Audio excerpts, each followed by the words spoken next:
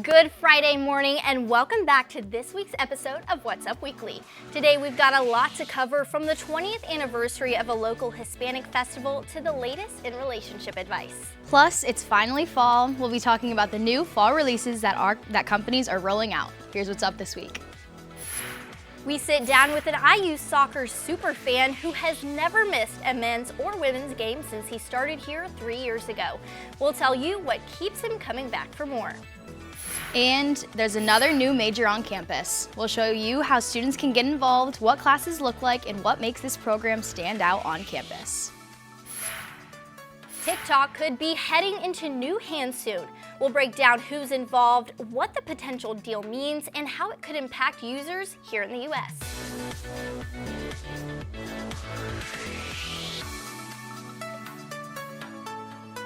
Hello and welcome to What's Up Weekly. I'm Tegan Emerson. And I'm Grace Morocco. Tegan, we're back for another week. How was your weekend? It was awesome. My dad was here for Parents Weekend, and we went to the football game together, and it was awesome. We got to hang out the whole time. I had quite the time at the football game. I was sitting next to someone who had a little bit too much to drink, and Classic. A lot of vomit was there, but it's okay. That is not ideal. It was still fun. Yeah. Well, after that exciting game, let's switch gears to another sport on campus, soccer. We're following an IU superfan who hasn't missed a single men's or women's game since he enrolled here 3 years ago. Here's his story. At IU soccer matches, records are made. But we came to meet the record holder of showing up. Let's go, Hoosiers! It's almost a religion. It's this energy, it's infectious, something that is always a constant part of my life and something that I really, take great pride in. Indiana junior Turner Moore hasn't missed a single men's or women's soccer game since stepping foot on campus 3 years ago. I have 3 jobs, I go to all these games, I TA 3 classes, I'm taking 18 credits right now, and it doesn't even feel like it's a lot. And his attendance hasn't gone unnoticed. People definitely know, oh yeah, Turner's the game, he hasn't missed one, he'll be here, he's always here. The players notice him too. You always know Turner is going to be there. He's always going to bring his energy. He's going to sing his songs. It's nice knowing that there's someone that's always at every game. And if you need more proof of just how much of an IU fan he is, just look at his closet, stacked with vintage team jerseys. This jacket has about a 90% win rate when I'm wearing it at IU soccer games, and there's 3 that exist. So I have all 3. His dedication isn't limited to soccer, but football and basketball too. Last year for Purdue, I camped out for 14 hours to be the first one in line. It was 8 degrees outside. No matter the sport or the conditions, Turner makes sure he's there. Whether it's preseason or, tournament game in, the University of Virginia, I'll always be there. And if you want to join Turner, the men's soccer team takes on UCLA tonight at 8 p.m. Ever considered studying robotics at IU? That may soon become a reality. IU's Board of Trustees recently approved the Bachelor of Science in Robotics degree, which will be offered through the Luddy School of Informatics, Computing, and Engineering. The degree will help prepare students by providing new and improved opportunities to gain a better understanding as they enter an ever-evolving industry. I feel like it's definitely a good thing because they'll be able to get hands-on coursework not only in school, but it'll also provide more opportunities outside of school, such as with internships or more experience in entrepreneurship. The degree still needs to pass one more round of approval from the Indiana Commission for Higher Education. Students filled Alumni Hall on Tuesday for the latest career fair hosted by the Walter Center. The fair ran from 2 to 6 p.m. and featured employers from across the country. The event was sponsored by Eli Lilly and Versity. Juniors and seniors lined up to hand out resumes and search for job and internship opportunities. I do think this is very beneficial. I've been doing it since I was a freshman. Usually they look for more junior positions if you're looking for an internship, and seniors if you want full-time. But I think it's a good way to start building up your courage to do this more often. If you missed it, students will have another chance to attend a career and internship fair later this semester. After the break, flu season is right around the corner, but IU students can get their shots for free. We'll tell you when and where. And a festival filled with food, music, and culture. We'll show you how one Hispanic celebration is marking its 20th year. We'll be right back.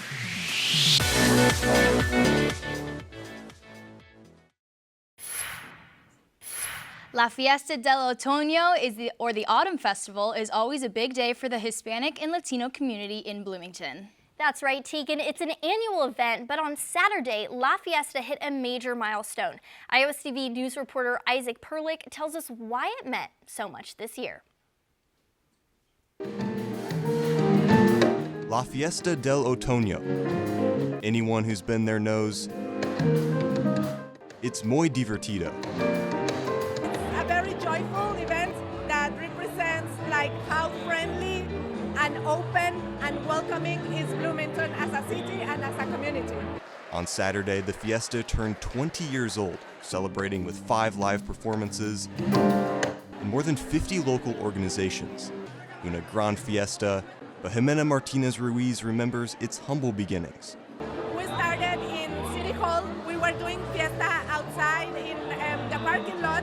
From a parking lot to Switchyard Park, La Fiesta has changed, but its purpose hasn't. We are celebrating our culture, but it's open to all the groups of Bloomington, because that's our thing this year, finding strength in community, because if we come together, we are stronger. And that's what we have seen in Bloomington. We all belong to the same city. It's a message of encouragement, especially for one Bloomington resident. Things are definitely kind of hard right now, I think, especially for Latino people. And so it's really wonderful to be able to see us still come and celebrate. Martinez Ruiz agrees. We want everybody to feel that they belong. Not just during La Fiesta, but every day. It's one of those events that Definitely brings a lot of joy and I think a sense of community too and support. La Fiesta is a reminder that culture is about the people, la gente, and that's something to celebrate. For me, it's rewarding that here I can see tons of familiar faces because here we know each other. Even though we do not live next to each other, we feel like neighbors. In Bloomington, Isaac Perlick, IUSTV News. As flu season approaches, the IU Student Health Center is offering a free flu shot clinic to combat the sickness. The clinics will be held from October 1st through the 8th, and the shots are free for those with insurance, but are available only to IU students, faculty, and staff. Appointments are required and can be scheduled online. When you head to the clinic for your shot, bring your photo ID and your university ID number. President Donald Trump says Rupert Murdoch and his son Lachlan could be among the investors interested in buying TikTok. The president said last week the U.S. is close to a deal with China to bring TikTok under American ownership. Lachlan Murdoch, the CEO of Fox Corporation, could be part of the deal, along with other U.S. investors. Congress passed a law last year banning TikTok in the U.S. over national security concerns. That law said the app could only stay if China sold its ownership stake. Now, U.S. investors are set to own about 80%, leaving China with 20%. Rupert Murdoch's possible involvement comes as he faces a legal battle with President Trump. Conservative commentator Tucker Carlson is coming to Indiana University to continue the Turning Point USA tour on October 21st. This announcement comes just a week and a half after the tour's founder, conservative activist Charlie Kirk, was killed at one of the group's gatherings at Utah Valley University. The event is free to attend, and you can register online at theturningpointtour.com. Doors open at 5 p.m. and the program will start at 6:30. Organizers say more details about the location will be released closer to the event. Fall officially started on Monday. That means Halloween is fast approaching. And Starbucks is getting into the Halloween spirit with a new line of spooky glow-in-the-dark drinkware.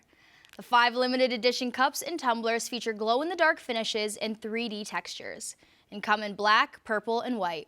They range in price from $15 to $30, but prices and availability may vary based on location. Still to come on What's Up Weekly, we get you caught up on this week's trending topics. Our Paris Payton is in the studio to tell us all about recent celebrity news. Coming up next, Cardi B shares big baby news, a shocking discovery inside a singer's car, and why late-night TV is making headlines. All that and more coming up.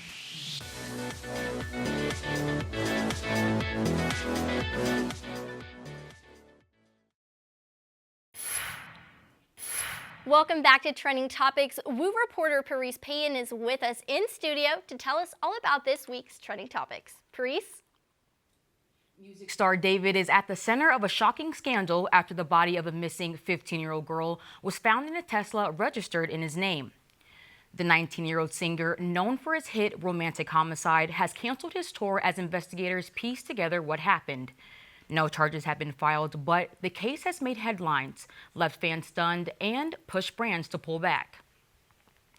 Jimmy Kimmel Live has returned to ABC after a 10th suspension from the network. The show was quickly taken off the air last Wednesday after Kimmel's monologue about the MAGA movement's response to Charlie Kirk's assassination. Federal Communications Commission Chair Brendan Carr and networks of affiliate stations had threatened ABC over the remarks. On Monday, a spokesperson for Disney, which owns ABC, said they suspended the show to cool tension over the comments. They said they felt some of Kimmel's comments were poorly timed, but after thoughtful conversations with Kimmel, they decided to bring the show back on. Cardi B is expecting baby number 4, but not with Offset, who she recently got divorced from. This time, she's having her first child with new boyfriend, NFL star Stephon Diggs. The baby is due just ahead of her Little Miss Drama tour in February. Cardi, already mom to Culture, Wave, and Blossom, says she feels strong and powerful and gives Diggs credit for making her feel supported and safe. Thanks, Paris. When we come back, we're answering your relationship questions. That's right. From first dates to long-term relationships, we've got you covered. Stay with us.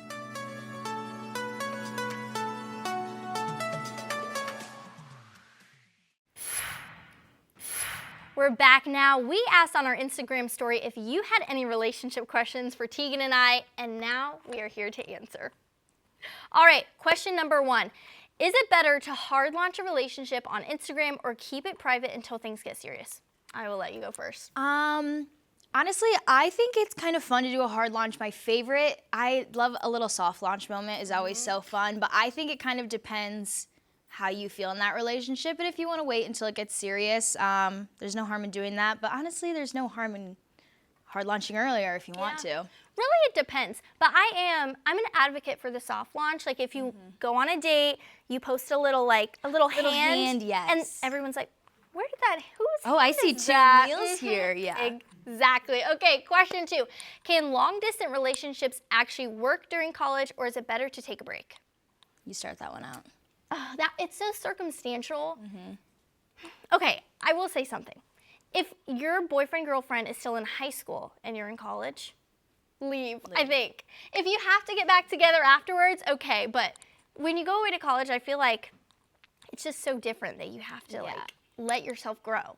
Yeah. What do you think though? I think the same. I think like going to college, the whole point is like finding yourself and finding your friends, doing what you want to do. And I feel like if it was me and I was having to like think about another person in another place during all of this, it would just be too much, and I would want it to be like... Honestly, also, if you're asking the question, should I break up with them, the answer is yes. That's a sign. Yeah, that's a sign. If you have to ask yourself, should I leave, then the answer is yes. Probably, yeah. All right, well, what is the best way to deal with the awkward stage of liking someone in your friend group? That's tough. I've never been in this situation, I don't think so either. I mean... I'm not friends with boys. Sorry. If it was me, I think I would maybe go to another person in the friend group and be like, hey, have you heard anything? Like, have they been saying anything about me? Or try to like hang out with them one-on-one, like casually, and then see if it goes anywhere. Yes. I kind of feel the vibes out. I think people can normally tell. Like, you get a vibe when someone likes you. So I think the friend in your friend group can get the vibe. I think so too.